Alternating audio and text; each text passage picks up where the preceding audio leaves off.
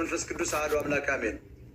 እግዚአብሔር ይባርካችሁ ሁላችሁም ስለመጣችሁ በጣም ደስ ብሎናል። መዝሙሩ ይቀጥላል እና ወደ ዋናው ፖለቲካ እንሄዳለን። ስድብ የለም። ሰውን በሰውነቱ አንነካውም። ብሔርን በብሔሩ እናከብራለን። ከዚህ በኋላ ሌሎች የሚያጨማልቁትን እምነት እኛው ይዘን እየመጣን ለማስተማር ተገደናል። ፖለቲካው ብቻ ስላልሰራ ሃይማኖት ላይ ስለቸከለ ህዝቡ የኢየሩሳሌም መስቀል ይኸው ይዘን መጠን ምንም ልናረጋ አንችልም። እንግዲህ አማራጭ የለንም። አማራው በጎጃም አዘነና በመስቀል የሚያምን ህዝብ ስለሆነ በባይብል እሱን እያያዝን እንገባለን። ይኸው አሁን እኮ 4500 ሰው መጥቷል። ምክንያቱም ሞጣ መንፈሳዊ ነው ብሎ ስላሰበ ደግሞ ነኝ መንፈሳዊ ነኝ ከሰማኩን ይሻላለሁ።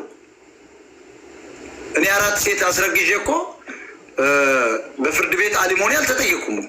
ብዙ መላእክትን ስናየው ጥቁር አይደሉም፣ ነጭ ናቸው። ጊዮርጊስ ነጭ ነው፣ ሰው ነው። ሚካኤል መላእክት ነው ተብሏል፣ ነጭ ነው። ገብርኤል ነጭ ነው። ስላሴ ነጭ ነው። የጥቁር እግዚአብሔር እንዴት ሊኖር አልቻለም የሚል ጥያቄ ማንሳት አለ። የጥቁሮች